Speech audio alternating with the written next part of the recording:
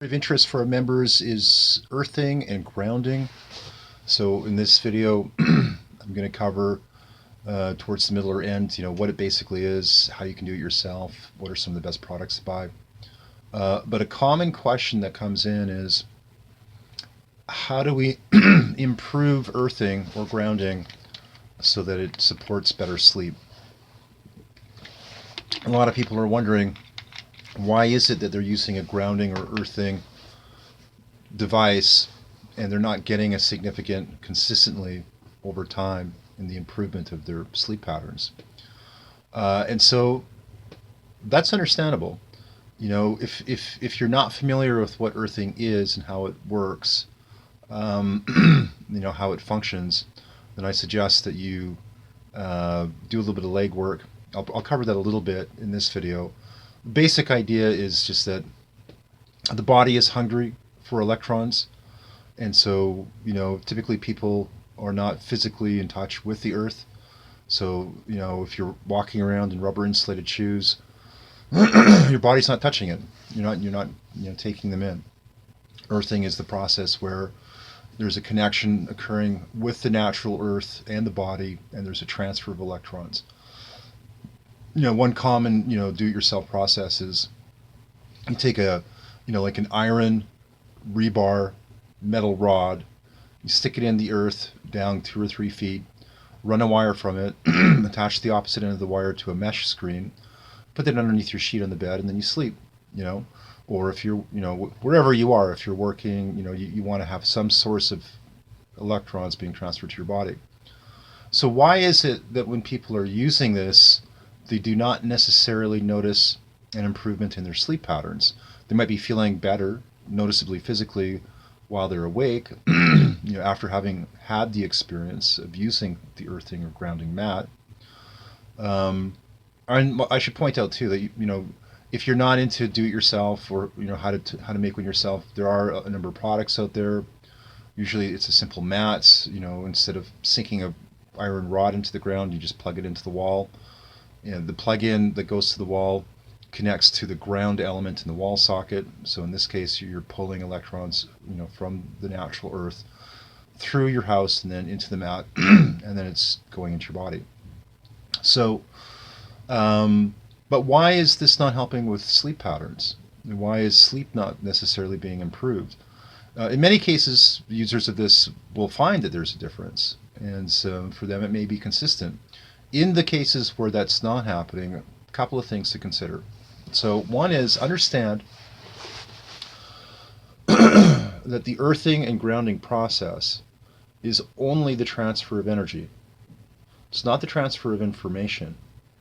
And we can view certain kinds of information as having field characteristics. In other words, information can be transferred, received, and stored as an energetic field. And when you're going to sleep at night, there will be a profile signature that matches the nature of sleep. In other words, there will be an informational pattern of sleep, state of sleep itself, that the average person will enter into. And as they, it's like resonance. So as the informational pattern that represents a state of sleep becomes stronger, greater in amplitude, and also has greater clarity in the body and in the mind, the likelihood of going into a sleep state increases. To the degree that profile is not present, sleep becomes more difficult.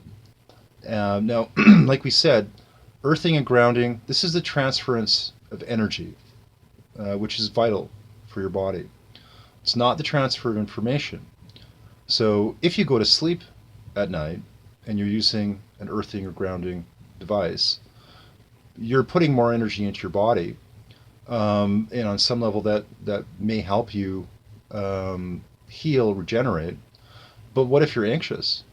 What if when you're going to sleep at night, what if you're going to sleep at night and you can't turn your mind off? You've got like all these endless thoughts circulating through your brain. you feel anxious. So there's more energy coming into your body through the earthing mat, but it can't and isn't necessarily doing anything to deal with the actual state that you're in, which is not relaxation. Then we've also got background noise. And by background noise, I mean electrosmog. So if you're sleeping in a house at night and you've got a Wi-Fi transmitter for your internet, and maybe you're keeping that transmitter in the basement, and it just happens to be right underneath your bedroom. So if you were to get up in the morning and you went down to the basement and you were to physically look at where that Wi-Fi transmitter is, chances are if it's right underneath your head, only separated by a few feet, and it's running 24 hours a day, 7 days a week, the emissions from that transmitter, just in and of themselves, I mean, forget about whether you've got a smart meter attached to the back of the house or what, or if you've got cell phone, radiation towers, close to where you work. These things can work together to cause an interruption easily in organic, natural, biological patterns, including sleep. So how do we overcome this?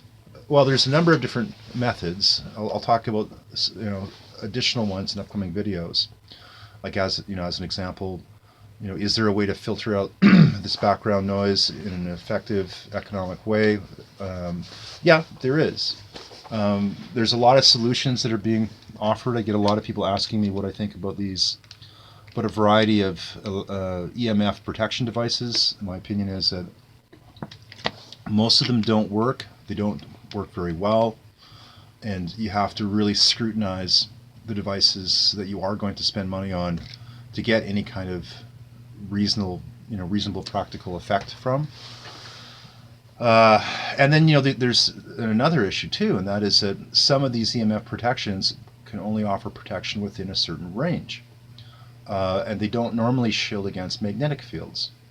So if you're living in a place where there may be a high amount of extremely low frequencies, very few of these EMF devices will protect against that at all. So now one of the things that can be done here is before sleep, possibly during the first portion of it, but especially before sleep, what can be extremely helpful is to induce a primer informational field into the body and mind that represents the state of sleep, the state of relaxation. So when you're using earthing and grounding, you're getting that transference of vital energy, which is important. But in those cases where you're dealing with, tension, emotional or mental tension, the earthing grounding mat, it's not meant to address that. It's not its purpose, so you're not necessarily going to notice much of a difference there. And that has to be addressed if you're going to get a good night's rest. And then the other thing is the background noise. So I'm not going to go into all the details of that, but the thing is, you need to be able to induce the right signal that supports relaxation and supports going to sleep, and then you need to have some means to filter out potential background noise, which could cause agitation. So you've got background artificial electromagnetic smog that can cause a person to feel jittery and anxious. And then you've also just got like the naturally inherent, state of mind or emotions that's not conducive to sleep. It's the worst thing. When you've got to go to sleep at night, you got to be up early to go to work the next day. It's the worst thing to feel like you can't fall asleep, and if you do fall asleep, it's not a deep sleep. And one thing you're going to notice too is that different cycles will affect this. So right now it's a full moon. This is March 1st, 2018. I use a number of the methods that I have, and what I'll find is that throughout most of the month they work super well. But what I'll find is that there's certain points in the month where it's still working, but it's working less. So at a full moon, there's a variance in, gravitational pressure on our atmosphere from the moon. And I've noticed myself that, I slept better than I normally would without these methods and tools during a full moon. But because it's a full moon, they didn't work as well as they usually do. So you need to take that into account. I I find that when it's a full moon, not always, but sometimes I feel it, like physically. If I didn't have these resources and tools and methods, I'd be sleeping a lot worse. So if you want to find out more about, how do you induce an information signal, into your body before sleep that represents, a state of relaxation and, the state of sleep itself. You want to find out more about, what can be done to properly and effectively filter out background noise. There's a link in the comment section of this video below. You can click on that link, and the information will be sent to you. Very descriptive. This is information that was compiled over many years into a well-organized format for our members online. Usually, this information was only provided as a resource for members, but because of the growing interest in this and the constraints in my time, I thought, well, I'll put the video out there, I'll put the information out there, people can access it for free, and it should make a big difference. And one other thing I want to mention too, and this is often not discussed among people that are educated on earthing and grounding methods. It should be. I don't know why it isn't. And so there's another practice that has to do with changing the orientation of the surface of the bed or platform that you're sleeping on. And there's an angular orientation, both directional and elevational, that can and should be made that hugely complements earthing and grounding.